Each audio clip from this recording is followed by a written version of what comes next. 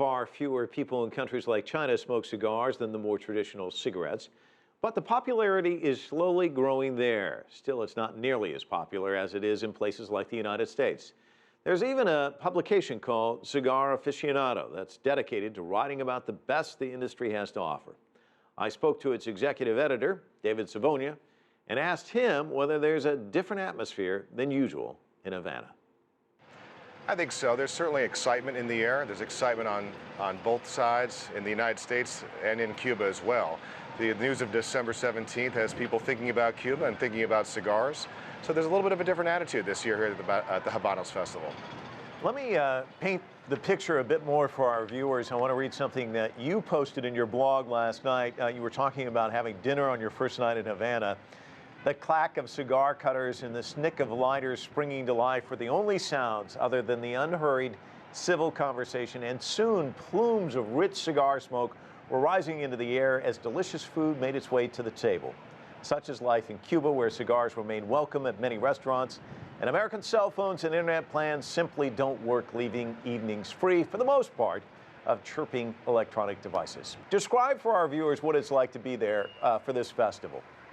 Sure, it's wonderful to be here. If you're a cigar smoker, being here in Havana during the Habanos Festival is about as good as it gets. There's cigars everywhere. This city has some of the finest cigar shops on earth. Each of the cigar shops has not only a lovely selection of cigars, but usually a great place in which to smoke them, perhaps a little bar with serving some fine Cuban rum and a drink. And you know, you're here surrounded by people who are all here because of the love of a Habano cigar. So it's exciting. The restaurant scene in Havana is growing under the new Paladar system. There are more and more places to eat. It changes every day. It's really an exciting, energetic city. If you're a cigar lover and you like a fine Cuban cigar, it's hard to beat being in Habanos during the Habanos Festival. This is the place to be. It's ground zero for Cuban cigar lovers. How frustrating is it for you not to be able to get those cigars here in the United States?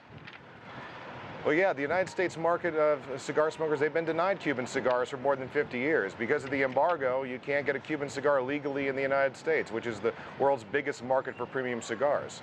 There's a built-up demand there. People in the United States who love a good cigar, they want to buy their Cubans. They're looking forward to the day when the embargo is over and they can try them legally. Okay, so let's talk about that potential expansion into the United States. One Cuban manufacturer says Cubans will someday have 70% of the market in the United States. Do you think that's a realistic goal? Man, 70% of the market, that's a very tough goal. It's a very ambitious goal. The United States market is full of good cigars right now, wonderful cigars that are made by cigar factories located in the Dominican Republic, Nicaragua, Honduras. Throughout the history of Cigar Aficionado magazine, we've been doing this for 22 years, tasting cigars blind, not knowing where they're made, who makes them, how much they cost.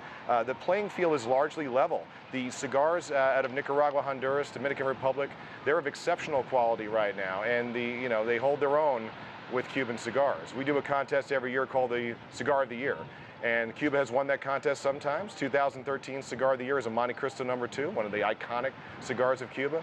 But this year's reigning cigar champion is from Nicaragua. So the cigars from Cuba sometimes win, they don't always win. There's a tough market there. So the Cubans getting 70% of that market, that's going to be very tough. David, the Cuban people still consume something like 50% of all the tobacco produced in the country. If the United States were to suddenly break open as a market for Cuban manufacturers, how much room is there to actually expand production to kind of keep up with demand? Well, if the market does open up, if the embargo is dropped, there will be an increased demand. And yeah, they would need to make more cigars. So cigars can't be rushed. They can't be rushed properly. The cigars that we smoke here in Havana, the cigars we write about in Cigar Aficionado, they're made by hand with only one ingredient, aged tobacco leaves. So if you try to increase the production quickly, you end up sacrificing the quality of the product. That's the risk. You hope that that doesn't happen. The temptation of an opening market, a much bigger market, you don't want the production to be increased rapidly at the expense of the end product. That would be a sad story indeed. Because there's no better ambassador of Cuba than the Cuban cigar, and it's, as I said, of fine quality. So you don't want to sacrifice that quality just to gain some market share. David Savona, executive editor of Cigar Aficionado, thanks so much. Thank you very much. Pleasure to be here.